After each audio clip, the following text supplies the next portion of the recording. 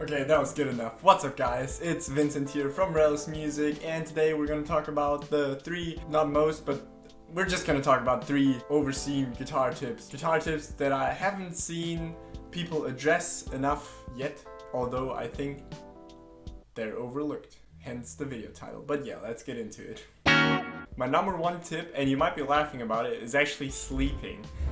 Sounds stupid, but sleeping sometimes actually helps a lot with learning songs especially. It could be that the song is very counterintuitive to what you usually would play. Maybe you usually play like pentatonic licks.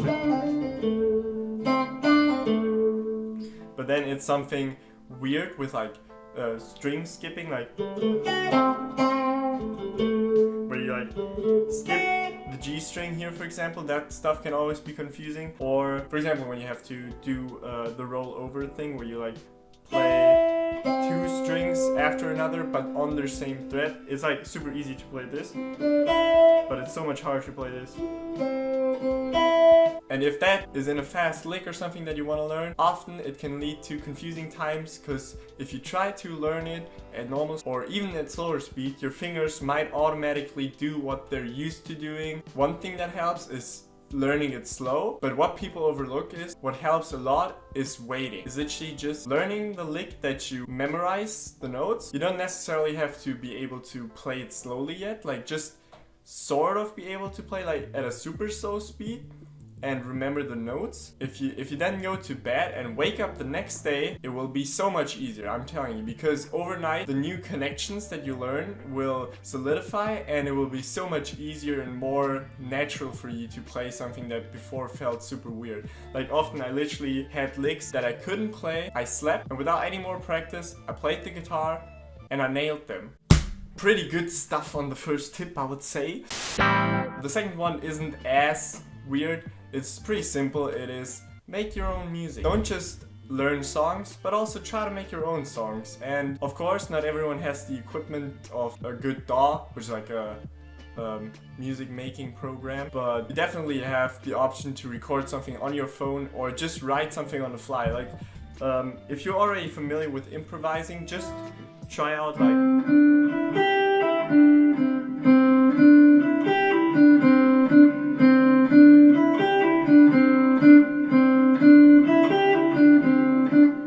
that wasn't amazing, obviously, but what could really help with it is a looper pedal. I have one right here, and if I play like, I don't know, some normal chord progression over it, I'll play it simple for you to understand. I'll play like,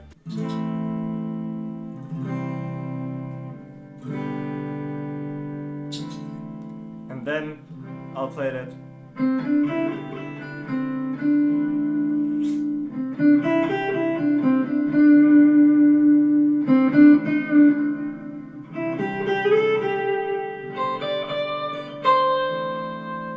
It's like already going in some sort of direction. Like it's really not that tough to start a song. It's often more tough to complete a song.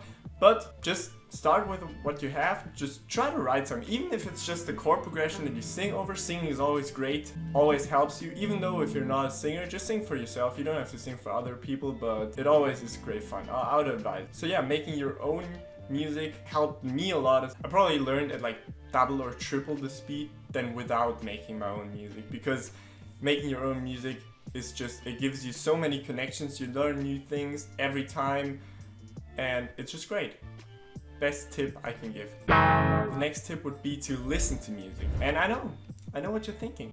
It's obvious. I want to learn music. Obviously I already listen to music, but it's not as obvious as you think, because a lot of people just listen to music in the background pretty much. They just do something else and then like listen to music in the background without actively listening to it.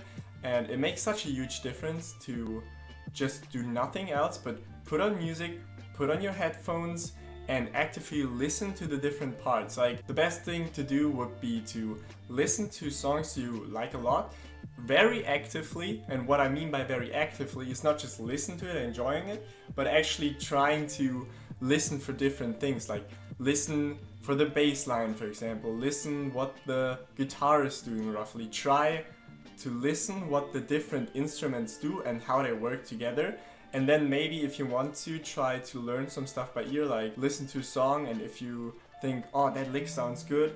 And what helps with that is, if you can't figure it out immediately, what sometimes helps and makes it easier in the beginning to learn by ear is to Google the key of the song. Like you can search da-da-da song name, like song name and then key, and Google will give you the key of the song. And then if you know the key, you can go into the standard pentatonic box that you know, like the, let's say it's in E minor, you go to your standard.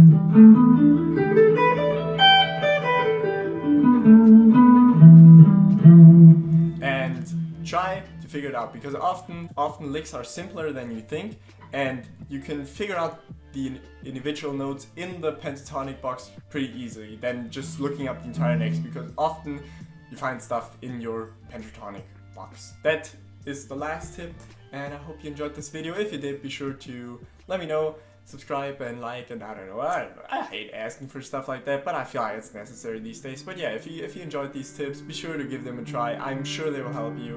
And anyways, I'll see you in the next video. I'm out. Peace.